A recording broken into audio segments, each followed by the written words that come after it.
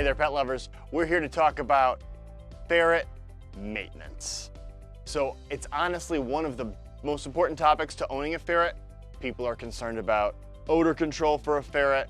People are sometimes questioning the care requirements of a ferret in terms of bathing and things like that. So first off, we have to acknowledge that ferrets can have some odor about them. They have a natural musk gland, which if they are an unaltered ferret, they can actually spray similar to the way a skunk sprays.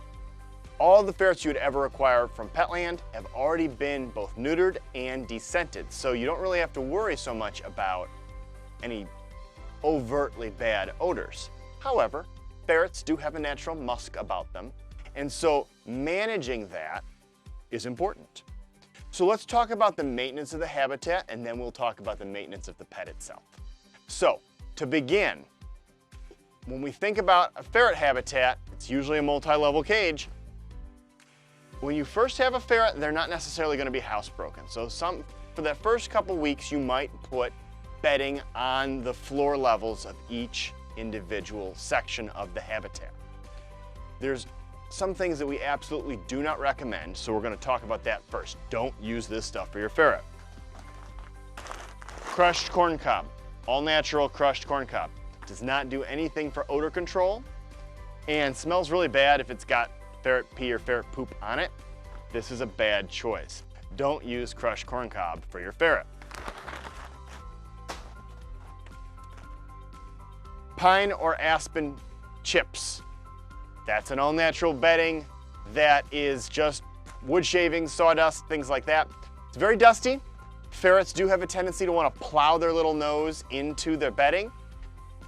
The wood oils and the dust associated with a bedding like this can actually irritate your ferret's eyes and its respiratory system, and this is not very good for odor control. We do not suggest you use this type of wood shavings for your ferret. There's another type of wood shavings that we don't even carry. It's called cedar. Cedar smells really nice to people. It's potentially quite irritating to the ferret's respiratory system. Do not use cedar for your ferret. So what do you use? What are your options? We like the paper-based bedding. Those are the safest bets. So there's a couple types that you could actually put on the floor of your habitat. Clean and Cozy is a fluffy style paper bedding, and it's highly compressed. So when you pull it out of here, you fluff it up and it becomes more voluminous. Low dust, good odor control, and it's soft. And if the ferret wants to plow its little head through this, that's a fine option. So that's probably one of the nicest choices. You can also easily spot clean bedding like this because it's white. The parts that are not white are the parts you remove, and then you would add more bedding. So that is a good primary bedding for the base of the habitat. Fresh World bedding is a soft texture pelletized paper-based bedding, and this is a good choice. This is something that we sometimes use in our store. It does a decent job of odor control, lower dust, and the pelletized form makes it a little bit heavier, so it's not as likely to be scattered if the ferret is digging or plowing their head through it. It's not going to go as far. So this is a fine ferret-safe option. Ferrets will pick a corner of your habitat and they will start to poop in that corner, which is great. You just have to have a corner-shaped litter box ready to go. So next we're going to look at our litter pan options. Here are litter pan options. You'll note these are all corner-shaped litter pans. There are some non-corner-shaped litter pans, but for a ferret that wants to poop in the corner, a corner-shaped litter box makes a lot of sense. So there's different styles. You'll note that this one here is kind of offset. It's longer on one side than the other. These two are perfect triangles, but this one is much deeper. This one features grating, which you will not use initially, and then eventually if you want to, if it makes sense, you could put the grate back in. This one also features the clamps. We did, I think, talk about this during our habitats video. Having the ability to secure the box in the corner, especially when you're first training the ferret to use the box, is very helpful, because what some ferrets will do is they are used to pooping in the corner here with no box in it. You're supposed to take a little bit of the poop out and put it in the box, clean the corner, and then position the box. Well, sometimes the ferret's like, what's this box doing in my poop corner? Let me move the box and poop behind it. So this particular style has little clamps that go through the side of the habitat, through the side of the cage and clamp into place. and that way the ferret cannot move the box out of the way. So these are your corner-shaped options. For your non-corner shaped options, we have some other choices. Here are two non-corner shaped options. You'll notice that these have pretty high sides. That is to help contain the ferret. Ferrets will literally back up into the corner to do their business, and sometimes the volume of stool will get kind of high. It is definitely good after each poop session that you go in there with a scooper and scoop that waste out. It's poop, and it will have an odor to it for sure. So keeping it out of there and just getting rid of it each time it occurs definitely maintains the overall cleanly aesthetic of the habitat. So this one is pretty heavy, actually. They use a really dense plastic. So this one, it doesn't have any way to secure it, but maybe the ferret is not pulling it out of the corner. This style here, it's tapered, it's low at the front, high at the back, and this one does have that clamp lock to allow you to secure it to the wall. So those are your non-triangle shaped options.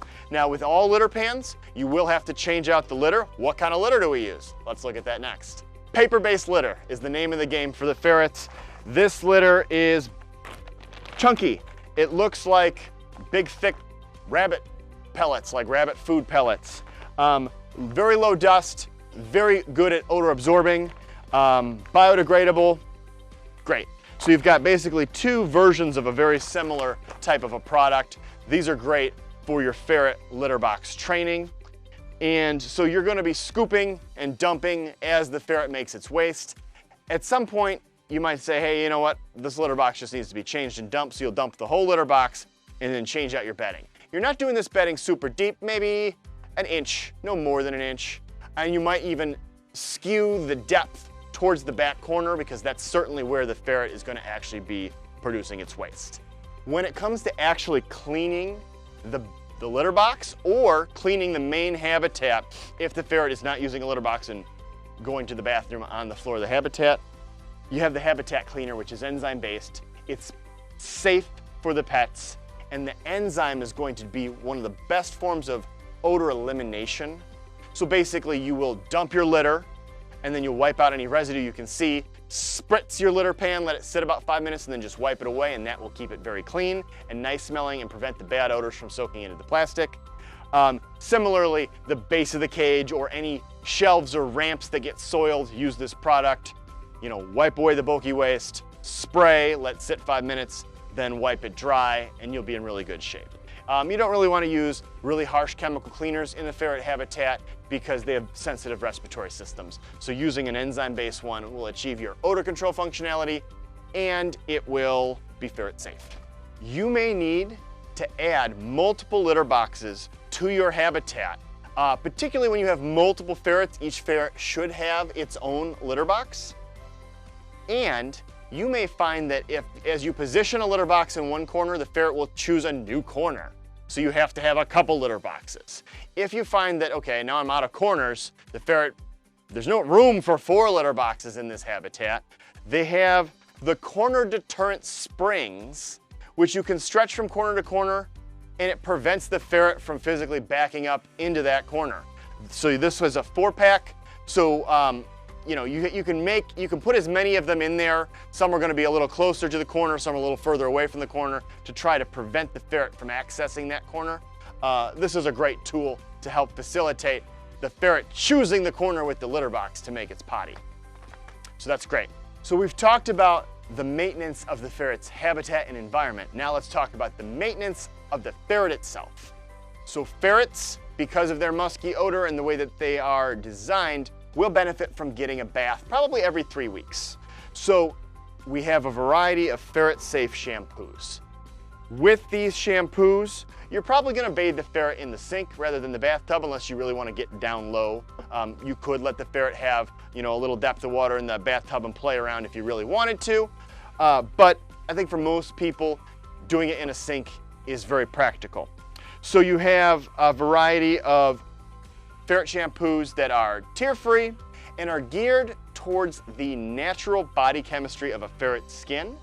If you were to use people shampoo, even baby shampoo, or dog or cat shampoo, those products are not geared towards a ferret's physiology and a ferret's skin type. So these are the things to use. So you've got 3 choices here. There are a bunch of brands out there. I think in most cases, as long as it's saying it's ferret specific, you're gonna be in good shape. We do also carry the foaming waterless shampoo. So that's a nice option for something quick, for not doing a full-on bath, but to get the ferret cleaned up. If you find that your ferret smells ferrety in between your 3-week baths, they have the Ferret Daily Spritz. So the Ferret Daily Spritz is going to be a way to freshen up your ferret in between baths, and that will help with the body odor and just kind of, especially if you're like nuzzling with your ferret, you don't want to smell like a ferret when you're done. So this is something to use. Now, we've talked about the fact that ferrets have this natural musk about them. So bathing and keeping your ferret physically clean is a way to manage that musk. I think in the nutritional section, we did talk about this Goodbye Odor product. But from a maintenance standpoint, if you are using Goodbye Odor on a regular basis, this does reduce the natural ferrety smell of a ferret. So you have to put this in the water daily, and you don't really want to skip days in order to get the functionality out of this. But if you use this every day, at some point the ferret stops smelling like anything. It just kind of eliminates the natural body odor of a ferret. So that's really great. And it comes in a variety of quantities. So like this is a starter quantity. It's not gonna last you very long. Once you decide this is a thing you're gonna do, you can buy it in a much larger quantity to use it all the time. So that's the Goodbye Odor. Now, ferrets will naturally groom themselves, and we are gonna look at grooming tools to help with the shedding of a ferret. Ferrets do shed. It's not terrible, but they do shed. And they can get hairballs, similar to how a cat would get a hairball. But unlike a cat, ferrets don't have a mechanism to cough up a hairball. They'll actually pass it into their lower digestive system, and that can actually cause constipation. So they actually make ferret lax. So ferret lax is something that's going to help them pass their hairballs out the back end, so that way they're not constipated.